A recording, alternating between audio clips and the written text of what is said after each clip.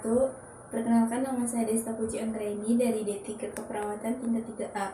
Hari ini saya akan melakukan cara mempraktekkan pemasangan balut bidai. Bidai itu merupakan alat untuk imobilisasi yang berfungsi untuk mempertahankan kedudukan tulang. Nah, tujuannya itu untuk mencegah pergerakan tulang yang patah, mencegah bertambahnya perlukaan pada patah tulang, dan mengurangi rasa sakit. Indikasinya itu ada dua. Yang kedua itu tulang tertutup atau closed fracture, yaitu patah tulang yang tidak melewati atau menembus ke kulit. Lalu ada kontraindikasinya itu jika terdapat gangguan sirkulasi dan atau gangguan persyarapan yang berat pada distal daerah fraktur tersebut. Ini ada alat-alatnya.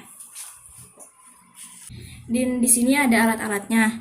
Yang pertama ada mitela, lalu ada kasa untuk menghentikan atau menekan pada daerah yang terdapat perdarahan, ada handscoon, handscrub, dan ada spalak. Sebelum melakukan tindakan, siapkan terlebih dahulu mitelanya menjadi 8 lipatan. Mitela yang berbentuk segitiga seperti ini kita lipat menjadi 8 lipatan. Yang pertama sudah menjadi 2 lipatan, dan yang kedua ini sudah menjadi 4 lipatan. Lalu kita balik.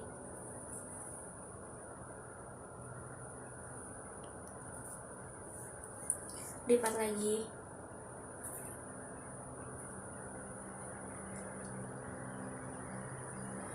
Sudah menjadi 8 lipatan seperti ini. Sebelum melakukan tindakan, kita cuci tangan terlebih dahulu.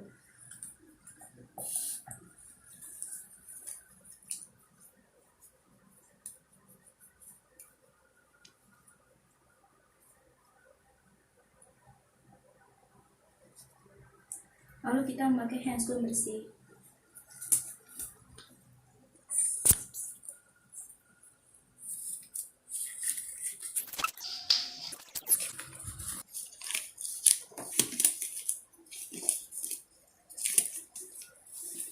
Yang pertama saya akan mempraktikkan cara balut bidai jika terdapat pada daerah dahi atau frontal. Nah, mitela yang sudah disiapkan menjadi 8 lipatan. Di sini ada bagian tengahnya. Jika terdapat perdarahan atau luka di dahi pasien, kita hentikan terlebih dahulu perdarahannya dengan menggunakan kasa. Kita dep. Kita pasang mitelanya. Permisi ya Bu, bisa dilepas? Kita ikat ke belakang. Kita ikat dengan diputar seperti ini. Lalu kita tarik ke depan. Pastikan bahwa ikatan ini berada di tengah tepat yang terdapat pada perdarahan untuk menekan perdarahannya. Kita ikat.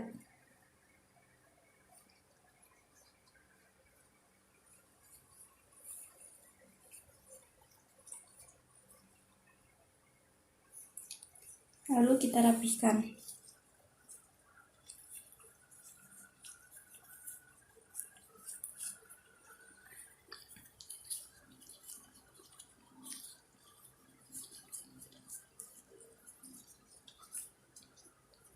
Nah, seperti ini cara melakukan balut bidai pada daerah frontal atau dahi yang terdapat perdarahan atau luka.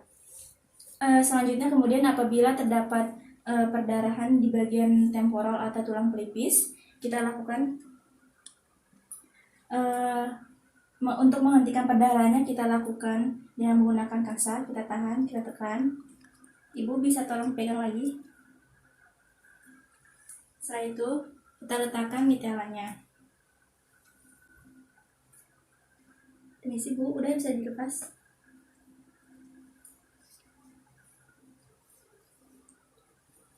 Kita letakkan ke bagian belakang telinga pasien. Lalu kita ikat dengan cara memutar.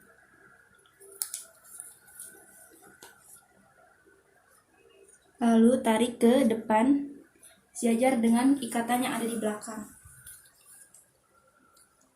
Pastikan bahwa ikatan ini mengikat pada bagian perdarahannya.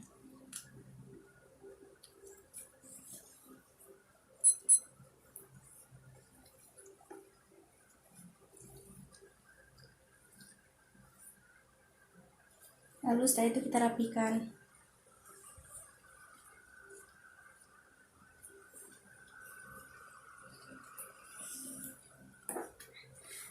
Seperti ini cara melakukan balut bidai pada daerah temporal atau tulang pelipis yang terdapat perdarahannya.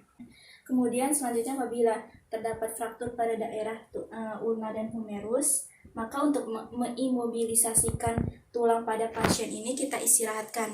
Jadi yang kita istirahatkan ini ada dua sendi, sendi pergelangan tangan dan sendi siku dan sendi pergelangan bahu. Tindakan balut bidai kita cek terlebih dahulu pada bagian daerah frakturnya. Kita lihat apakah ada deformitas atau perubahan tulang pada tubuh pasien yang tidak sesuai dengan anatominya. Lalu kita lihat ke bengkak atau tidak bagian tangannya. Setelah itu kita rasakan apakah ada bunyi krepitasinya pada bagian yang diduga fraktur. Lalu kita rasakan apakah teraba hangat atau tidak yang diduga pada daerah fraktur tersebut. Selanjutnya kita minta pasien untuk menggerakkan jarinya. Ibu coba gerakan jarinya seperti ini. Sakit tidak? Enggak. Kita cek nadinya. Nadinya pasien kuat atau lemah. Lalu kita cek capillary refill time-nya, itu kembalinya lebih atau kurang dari 2 detik. Setelah itu bagus ya Bu ya. Ini menandakan bahwa sistem peredaran darah dari jantung ke sistem perifernya cukup bagus. Lalu kita bisa melakukan tindakan balut bidai atau pemasangan. Selanjutnya kita pasang scallopnya di bagian yang frakturnya.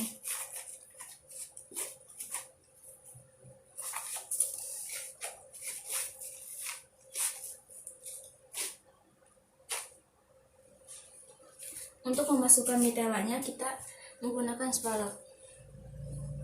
Kita masukkan mitela ke dalam scallopnya untuk membantu mendorong pemasukannya.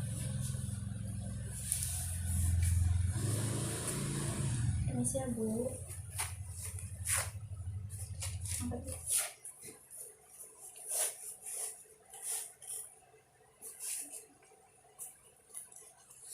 Lalu kita tarik. Kemudian lakukan hal yang sama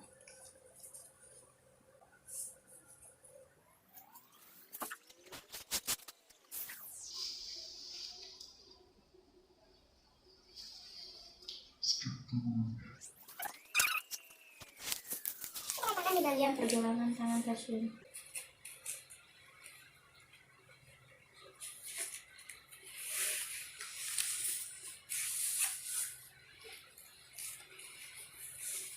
Lalu kita ikat.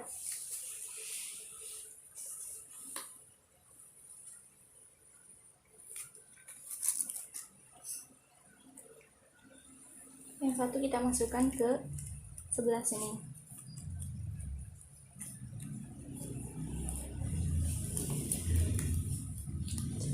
Satu lagi kita masukkan ke sebelahnya. Kita ikat jangan terlalu kencang, beri sedikit kelonggaran.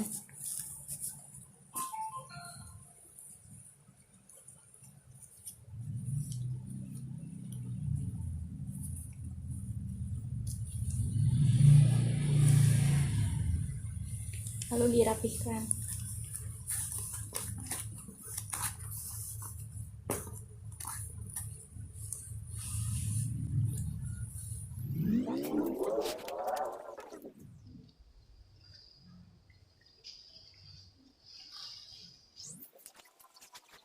Jangan terlalu kencang.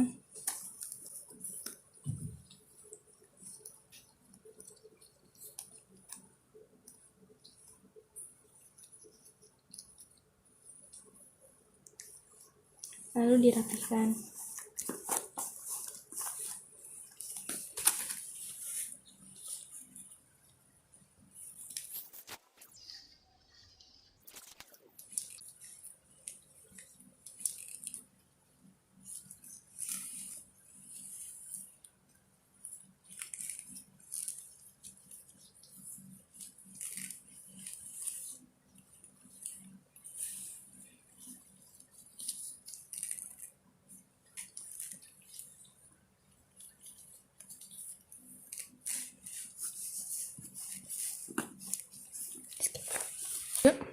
Jika sudah selesai mengikatnya seperti ini, kita lakukan cek kembali pada nadi radialisnya.